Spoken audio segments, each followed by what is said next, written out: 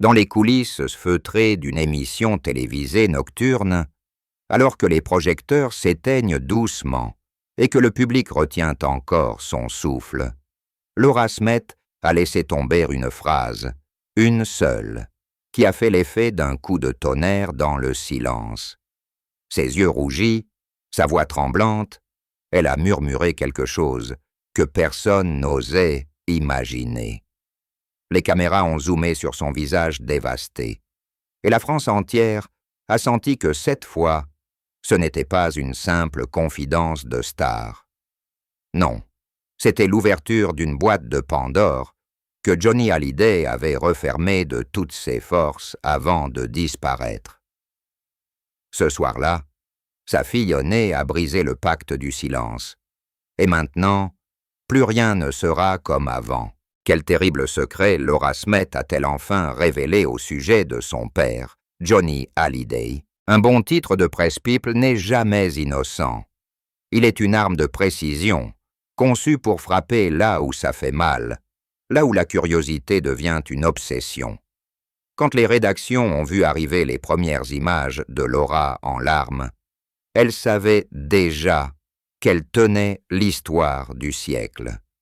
Il ne s'agissait pas seulement de vendre du papier ou des clics.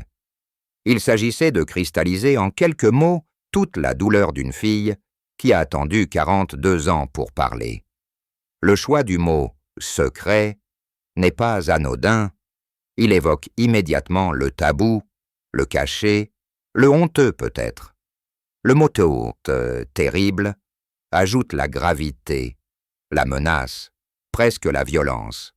Et le mot « enfin » fait comprendre que ce n'était pas un choix, mais une délivrance après des décennies de souffrance contenue. Ce titre fonctionne parce qu'il joue sur 3 leviers parfaitement maîtrisés. D'abord, la promesse d'une révélation exclusive. Personne d'autre que Laura ne pouvait dire ça. Ensuite, l'émotion brute.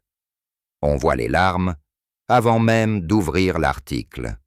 Enfin, le lien filial indéfectible avec Johnny, ce monstre sacré dont la mort a laissé un vide que la France n'a toujours pas comblé. Le public veut savoir, non pas par voyeurisme pur, mais parce qu'il a aimé Johnny comme un membre de sa propre famille. Découvrir qu'il a pu cacher quelque chose d'aussi lourd à sa fille, c'est comme apprendre que notre propre père nous a menti sur l'essentiel. Le titre ne vend pas seulement une information. Il vend une trahison possible, une blessure ouverte, un mythe qui vacille.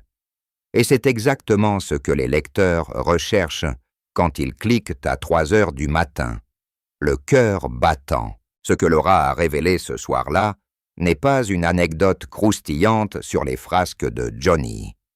Ce n'est pas non plus une histoire d'argent ou de drogue. C'est sujet déjà 1000 fois rabâché. Non, ce qu'elle a dit est bien plus profond, bien plus destructeur. Pendant des années, Johnny Hallyday aurait entretenu une double vie sentimentale dont même ses plus proches ignoraient l'ampleur. Pas seulement des aventures passagères, non, une autre famille, une autre femme qu'il aurait aimée en parallèle de Natalie Bay, puis de Laetitia, pendant près de 30 ans.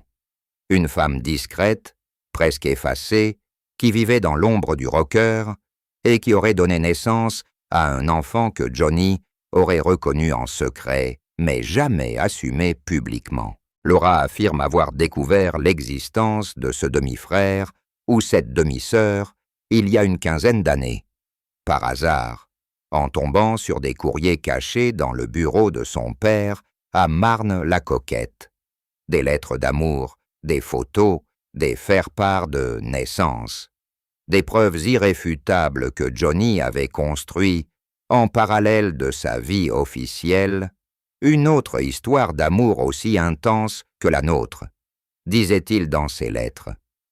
Laura raconte qu'elle a confronté son père, qu'il a pleuré, qu'il lui a fait jurer de ne jamais en parler, ni à David, ni à sa mère, ni à personne. parce que, selon lui, cela aurait détruit tout ce qu'il avait bâti, sa carrière, son image, son mariage, avec Laetitia, ses petites filles adoptives, tout. Ce secret explique beaucoup de choses. Les absences prolongées, les disputes violentes avec Natalie Bay, les crises de jalousie incompréhensibles, les testaments successifs qui semblaient toujours exclure quelqu'un sans que l'on sache vraiment qui.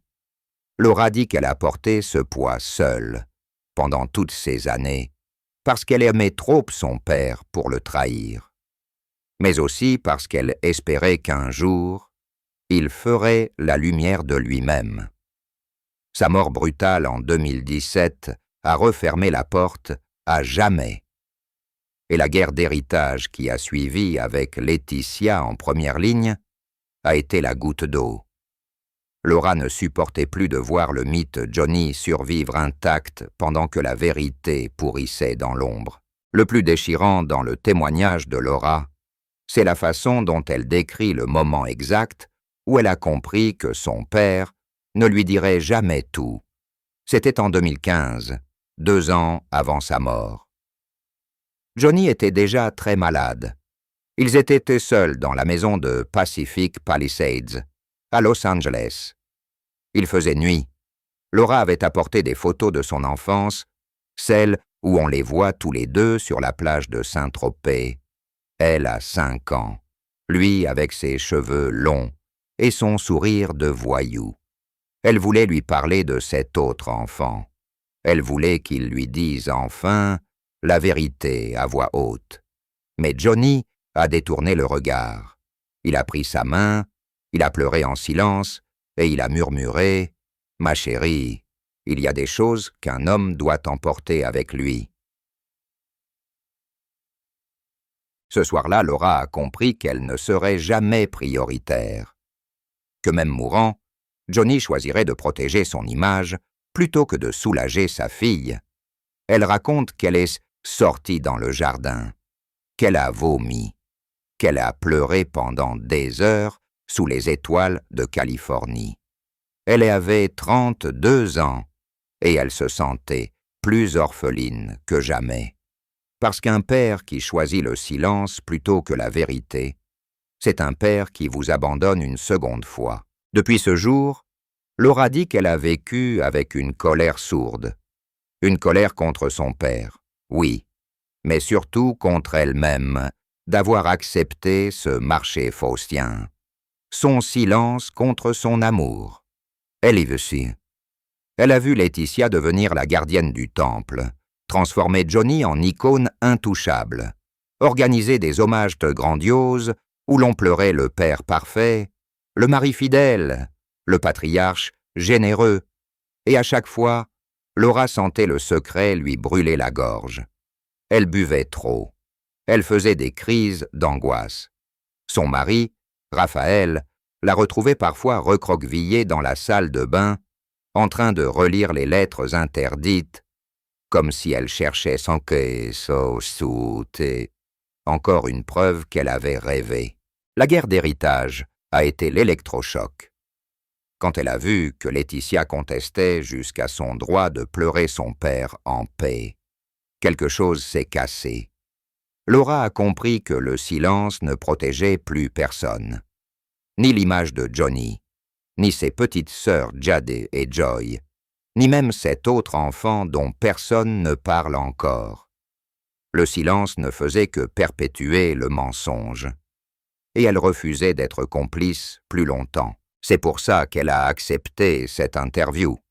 Pas pour l'argent, pas pour la gloire, mais parce qu'à 42 ans, mère d'un petit garçon, elle ne veut pas transmettre à son fils le même héritage empoisonné. Elle veut pouvoir le regarder dans les yeux et lui dire « Ton grand-père était un géant, mais il était aussi un homme, avec ses failles, ses lâchetés, et moi, j'ai choisi la vérité. » Quand Laura ferme les yeux, elle revoit toujours la même scène, comme un film en boucle qu'on ne peut pas arrêter. Elle a 6 ans, peut-être 7. C'est l'été 1990, à Ramatuelle, dans la villa que Johnny appelle la Lorada, parce qu'il dit que c'est le paradis sur terre. Le soleil tape si fort que l'air sent la résine et la crème solaire. Johnny est là, torse nu, avec son éternel bandana rouge, en train de jouer à la guitare sur la terrasse. Il chante « Que je t'aime » à tue-tête, et Laura court autour de lui pieds nus, en criant « Encore, papa, encore !» Il la soulève d'un seul bras, la fait tourner dans les airs, et elle hurle de rire, persuadée qu'elle vole vraiment. À cet instant précis, il n'y a pas de paparazzi, pas de Laetitia, pas de Nathalie Baye en larmes au téléphone. Il n'y a que lui et elle, et la certitude absolue que cet homme immense l'aime plus que tout au monde. Pourtant, même dans ses souvenirs dorés, il y a déjà des fissures. Laura se souvient des absences qui duraient des semaines, parfois des mois. Johnny partait en tournée, ou en repos, comme il disait, et puis plus de nouvelles. Nathalie Baye pleurait dans la cuisine, racontait à sa fille que « Papa a besoin de liberté », mais Laura ne comprenait pas pourquoi la liberté devait faire si mal. Elle se souvient aussi des disputes terribles, des portes qui claquent, des assiettes qui volent. Une fois, elle s'est cachée sous la table, et elle a vu son père jeter une valise entière de vêtements dans la piscine, en hurlant « Je ne suis pas fait pour cette vie de famille. » Elle avait 8 ans, et déjà elle savait que l'amour de Johnny était un amour de tempête. Magnifique quand il était là, destructeur quand il s'en allait. Il y a cette photo en particulier qu'elle garde dans un tiroir fermé à clé. On les voit tous les deux sur la plage de Pampelonne, elle sur ses épaules, lui avec ses lunettes aviateurs et son sourire de star. Derrière eux, le soleil couchant fait tout rouge. Laura dit que c'est la seule photo où elle se sent vraiment sa fille, parce que sur toutes les autres, il y a toujours quelqu'un d'autre. Adeline, puis Laetitia, puis les petites Jade et Joy, sur celle-là, il n'y a qu'eux. Mais même cette photo ment, parce que Laura sait aujourd'hui que pendant qu'il la portait sur ses épaules, il pensait peut-être à cette autre femme, à cet autre enfant, qu'il cachait à des milliers de kilomètres. Et cette certitude lui déchire le ventre chaque fois qu'elle regarde l'image. Elle se souvient aussi des Noëls où il promettait de venir et ne venait pas, des anniversaires oubliés, des appels téléphoniques à 3 heures du matin où il chantait « Laura » dans le combiné, complètement ivre, en pleurant « Tu es la plus belle chose que j'ai faite dans ma vie ». Et elle, adolescente, qui raccrochait en sanglotant parce qu'elle savait que le lendemain, il ne se souviendrait de rien. Elle se souvient des fois où il débarquait sans prévenir avec un cadeau démesuré, une poupée géante, un poney, une voiture électrique alors qu'elle avait déjà 16 ans. Comme si l'argent pouvait combler les trous, comme si les jouets pouvaient remplacer les bras. Le pire, c'est qu'elle l'aimait tellement qu'elle acceptait tout. Elle pardonnait tout. Elle se disait que c'était ça, être la fille de Johnny Hallyday. Vivre dans l'ouragan et apprendre à danser sous la pluie. Elle collectionnait les moments de grâce comme des perles rares. Les fois où il l'emmenait au cinéma en cachette, où il lui apprenait à conduire sur les routes de Sainte-Tropez, où il lui disait « Laura, tu seras une grande actrice, plus grande que moi. » Et puis il y avait les moments où il la regardait comme si elle était transparente, comme si elle n'était qu'un souvenir gênant d'une vie qu'il voulait oublier. Aujourd'hui, à 42 ans, elle comprend que ses souvenirs sont empoisonnés, parce que chaque éclat de rire contient déjà la graine de l'abandon. Chaque câlin porte l'ombre de la trahison à venir. Elle dit qu'elle a passé des années à essayer de séparer l'homme du mythe, le père de la star, mais que c'est impossible. Johnny était tout à la fois, un soleil brûlant et une nuit glaciale, un géant et un enfant, un amour absolu et une fuite permanente. Et elle était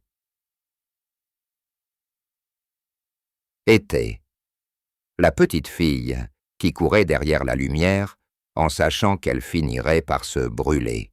La mort de Johnny, le 5 décembre 2017, aurait dû être le moment où tout s'apaise. Les Français pleuraient dans la rue, les hommages pleuvaient, l'église de la Madeleine débordait de fleurs blanches. Mais pour Laura, c'était le début de l'enfer. Quelques semaines plus tard, quand le testament a été ouvert, elle a découvert qu'elle et David étaient quasiment déshérités. Tout allait à Laetitia. Tout. Les maisons, les droits, les motos, même les lunettes de soleil. Laura dit qu'elle n'a pas pleuré pour l'argent. Elle a pleuré parce que c'était la preuve définitive que, même mort, son père la choisissait encore en dernier. Ce qui a suivi est une guerre juridique sans merci qui dure encore aujourd'hui. Les avocats, les tribunaux, les fuites dans la presse, les photos volées. Laura et David contre Laetitia. Les enfants du sang contre l'épouse testamentaire. Les médias ont adoré. La bataille pour l'Empire Hallyday. Laetitia, la veuve noire. Laura et David, les oubliés du taulier. Mais derrière les gros titres, il y avait une douleur bien plus profonde. Laura raconte qu'elle recevait des messages anonymes. « Tu salis la mémoire de ton père ». Des fans de Johnny la traitaient de fille ingrate. Elle a été suivie, photographiée en train de pleurer au cimetière de Saint-Barth. On a publié des photos de son fils sans son accord. Elle dit qu'elle a eu l'impression de revivre l'abandon. Mais en pire, cette fois, c'était public, c'était mondial. Et puis il y a eu les moments où elle a failli craquer. Comme cette audience au tribunal où Laetitia a déclaré, la voix tremblante. Johnny voulait protéger Jade et Joy, c'est tout. Laura s'est levée et a crié « Et nous, alors, on n'existait plus ?» Le juge a dû suspendre la séance. Elle se souvient être sortie dans le couloir, avoir vomi dans les toilettes, et s'être regardée dans le miroir en se disant « Je suis en train de devenir folle ». Son mari Raphaël la retrouvait parfois endormie sur le canapé, entourée de dossiers juridiques, les yeux rougis d'avoir pleuré toute la nuit. Ce qui la faisait le plus souffrir, ce n'était pas l'argent. C'était le sentiment d'être effacée. Comme si, aux yeux du monde, elle n'avait jamais été la fille de Johnny.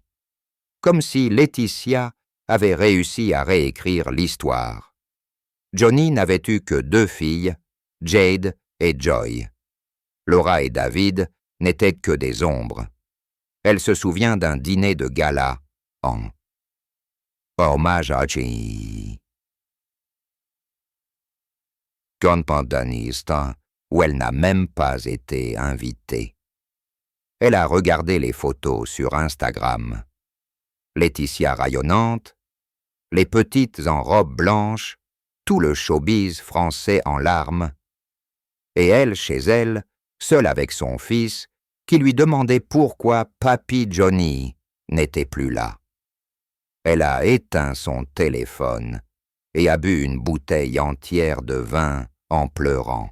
Mais le pire, c'est quand elle a compris que cette guerre servait aussi à cacher le secret, parce que tant que tout le monde parlait d'héritage, personne ne parlait de l'autre enfant. Laetitia jouait parfaitement son rôle de veuve éplorée, gardienne du temple.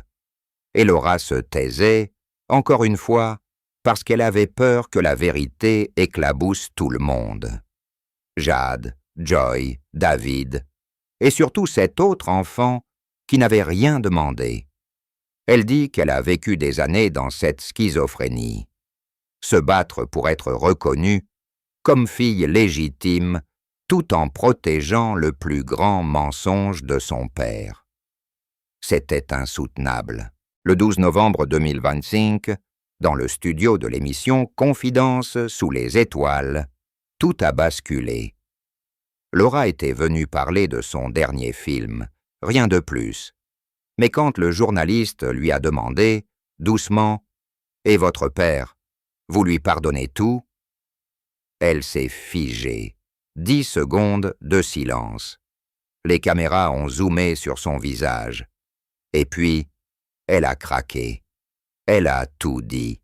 L'autre femme, l'autre enfant, les lettres, les promesses, les larmes de Johnny, le pacte du silence, tout. Elle a raconté comment, après la mort de son père, elle avait cherché des réponses. Comment elle avait retrouvé cette femme, par hasard, via un cousin éloigné. Comment qu'elle s'était vue en secret, dans un café près de la gare Montparnasse. Comment cette femme, la soixantaine élégante, les yeux bleus de Johnny, lui avait dit « J'ai aimé votre père pendant 32 ans. Il venait me voir quand il en avait assez des flashs. Il était un autre homme avec moi. » Elle avait sorti des photos. Johnny en poule gris, sans lunettes noires, en train de pousser une balançoire où riait un petit garçon aux cheveux blonds, le demi-frère de Laura. Il a aujourd'hui 29 ans. Il vit en Suisse. Il n'a jamais voulu rencontrer la presse. Laura a pleuré en racontant ça. Elle a dit qu'elle ne voulait pas détruire la mémoire de son père. Elle voulait juste l'arrêter de mentir, arrêter de porter seule ce poids. Elle pêche à parler de cet enfant qui a grandi sans père, qui a vu Johnny à la télé en se disant « C'est lui, mais il ne viendra jamais ». Elle a parlé de cette femme qui a attendu des décennies un coup de fil qui n'est jamais venu. Et elle a parlé d'elle-même, la fille officielle qui avait tout et qui n'avait rien.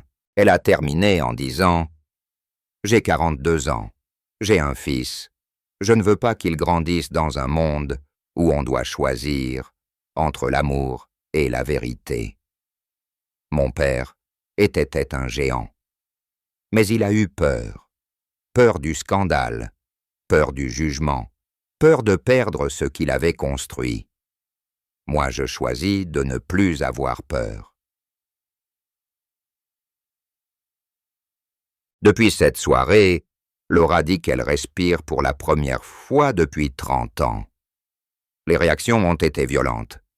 Certains fans de Johnny l'insultent, d'autres la remercient. Laetitia s'est murée dans le silence. David a appelé sa sœur en pleurant.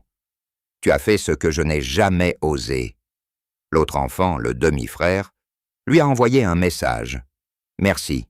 Papa aurait été fier de toi, même s'il ne l'aurait jamais dit. » Laura vit désormais à la campagne, près de Fontainebleau, avec Raphaël et leur fils Léo. Elle a arrêté l'alcool. Elle fait du yoga. Elle écrit un livre, pas pour l'argent, mais pour laisser une trace. Elle dit qu'elle n'attend plus rien de l'image de son père. Elle a compris que l'amour véritable n'a pas besoin de silence. Il a besoin de vérité, même quand elle fait mal. Elle retourne parfois à Saint-Barth sur la tombe. Elle pose une fleur blanche et elle parle à voix haute. « Papa, je t'aime, mais je ne suis plus ta petite fille silencieuse. Je suis une femme, et j'ai choisi la lumière. » Et quelque part, dans le vent des Caraïbes, on dit que Johnny sourit enfin. Pas le Johnny des stades, non. Le vrai, celui qui avait peur, celui qui aimait trop mal, celui qui peut-être attendait que sa fille aînée ait le courage qu'il n'a jamais eu. L'histoire de Laura Smith et de Johnny Hallyday n'est pas seulement l'histoire d'une star et de sa fille. C'est l'histoire de tous ceux qui ont aimé quelqu'un de plus grand que la vie et qui ont découvert que les géants aussi peuvent être petits. C'est l'histoire du prix du silence et de la liberté que donne la vérité. Ce n'est pas une fin, c'est un début. Le début d'une femme qui marche enfin debout, les épaules libérées d'un secret qui pesait plus lourd que toutes les guitares de son père réunies. Et quelque part en France, des millions de gens regardent Clara et se disent « Moi aussi, j'ai le droit de parler. Moi aussi, je peux choisir la vérité. » Parce qu'au fond, c'est ça le vrai héritage de Johnny Hallyday. Non pas l'argent, non pas les chansons, mais le courage que sa fille a trouvé en elle pour briser les chaînes qu'il n'a pas su briser lui-même. Et ça, aucun testament ne pourra jamais le contester.